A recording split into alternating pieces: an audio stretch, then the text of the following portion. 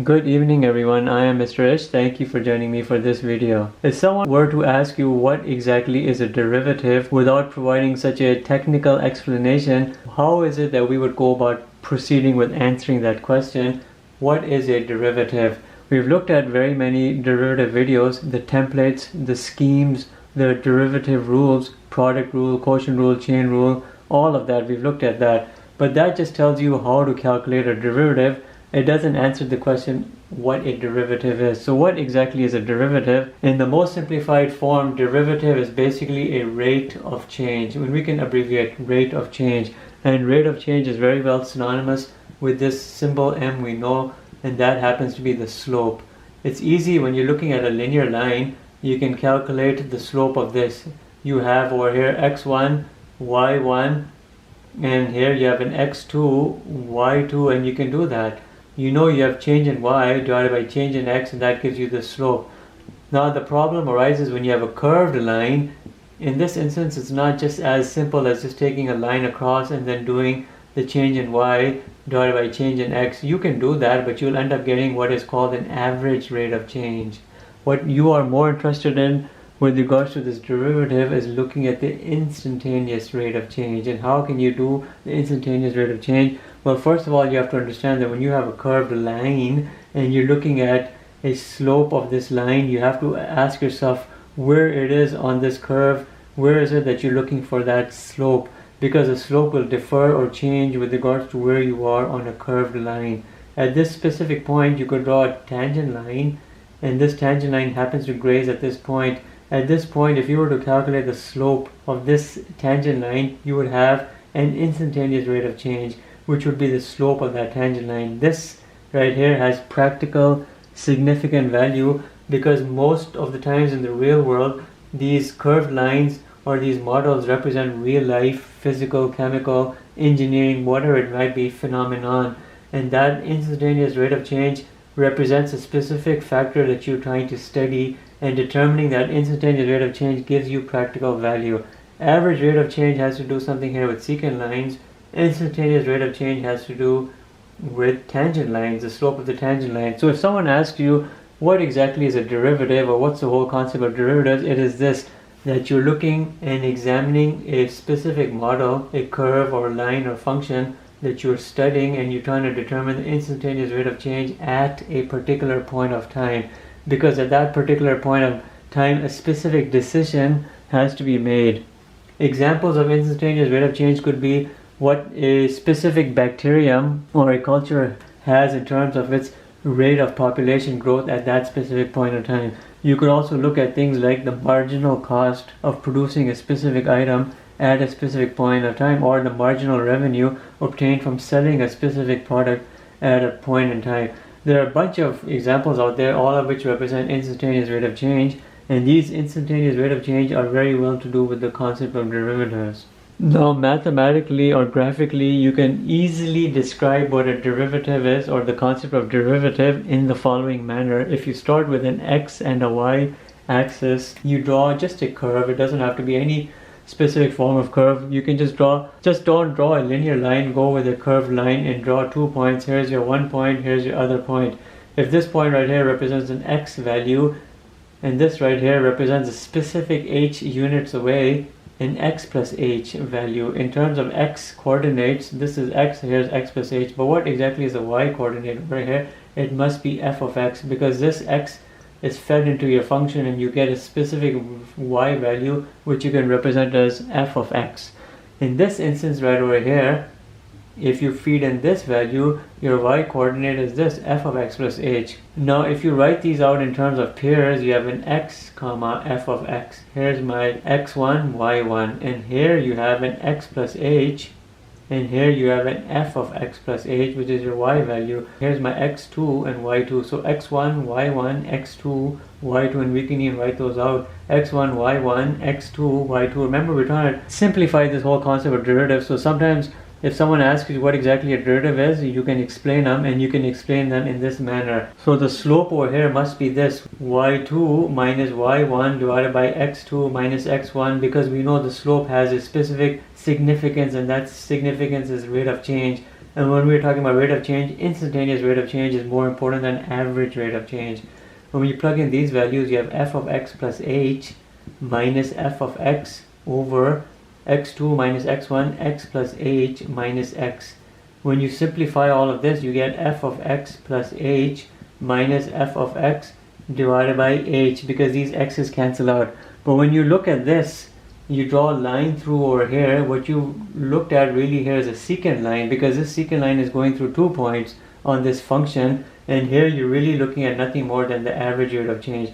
The average rate of change has some significant value because it tells you what is happening with your model, which has some useful analysis or study to be done. It's telling you what's happening with your model over a period of time. It's perhaps not as important because you don't make a decision over that period of time. You're making decisions at the margins or right at the instant point of time where you need that information. Now let's modify this whole model or this whole example in the following way. We have exactly the same curve over here, and we have exactly the same point right here, x, that we're looking at, and you know the value here is f of x. You have a specific point over here which is x plus h units away. Now if you slowly start bringing this point along the curve, or you start bringing in such that you're decreasing this h value, you see you're h units away, so you start bringing this delta h or the h value such that you're bringing it closer and closer to 0, which means you're taking this point out here and you're bringing it closer to this point right here. You're changing the second x coordinate, bringing it closer to the original x coordinate. Now what happens as you start doing that, your lines, they change, because now you're drawing new secant lines. As you change the direction of these secant lines, of course the average rate of change is changing all along.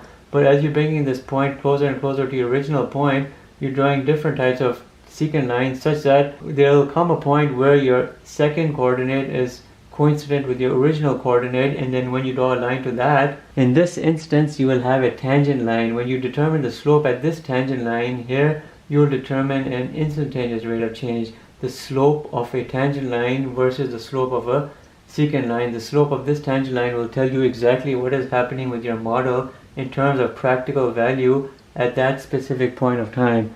And the same equation can be modified to show you the effect of changing your second value, x value, and decreasing the distance or making your delta h closer to 0 such that you develop two coincident points, your original and your second. And the way you modify this equation is this, by means of a limit. The limit as h approaches 0, you still have the same effect, f of x plus h minus f of x over h. This right here is what modifies a secant line into a tangent line, and what gives rise from an average rate of change to an instantaneous rate of change. Because once you solve this out for whatever function it is you're looking at, you'll get the slope of a tangent line, which will represent your instantaneous rate of change. So the only difference between the slope formula for an average rate of change and the slope formula of instantaneous rate of change is this part right here. The instantaneous rate of change, which has to do with the derivatives, has this limit. The average rate of change, which has to do with just regular secant lines and average rate of change, does not have that limit come into play because you're not looking at an instantaneous rate of change. It is just merely the effect of bringing the delta h or the h closer to 0 that you end up looking at a tangent line. Let's just look at a practical example over here and bring this whole concept of derivative home. If we have a function over here, f of x is equal to half e to the power of x over 10. It represents a hypothetical function for the number of population of a specific bacterium over the number of days. Here, the time is an independent variable and the population of the bacterium is a dependent variable. You know, if you were to put x value here of 0, you'd just have a 0 comma half come out as your y-intercept. So the equation of this curve, or the y-intercept of this curve, starts from right over here, and then it goes up in an exponential manner. At period of 100, you have 11013, 11,013 population count for this bacterium. If someone were to ask you find the average rate of change, it's not any more difficult than you just doing change in y divided by change in x, because you could essentially draw between these 2 points a secant line, and you have 2 points. You have 0 comma 0.5, which is this, and then you have 100 comma 11013. We're saying what's the rate of change here, the average rate of change. You're just finding the slope. You can do change in y by change in x, and we can publish a value. Here we get a slope of 110.125. What does it tell you? It's basically telling you 110.125 population count per day. Each day your population is going to increase by 110.125 units. But this right here is average rate of change. It just tells you what's happening with this population, or the rate of change of this population over a period of time. What's more important for us to know is what exactly is happening at a particular point of time, supposedly right over here. Let this be day number 60. How can we actually do that? Well, you have a function over here, half e to the x over 10.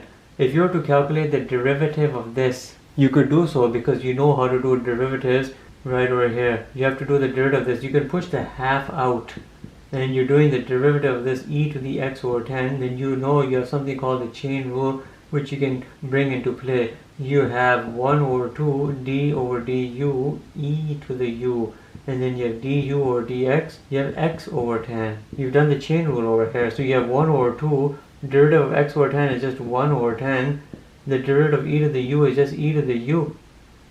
You have 1 over 20, and then you bring in u substituting back ex over 10. So this right here is your derivative factor, or the slope of the tangent line, or the instantaneous rate of change at that specific day that you're looking at, day being number 60. All you gotta do is plug 60 here in place of x.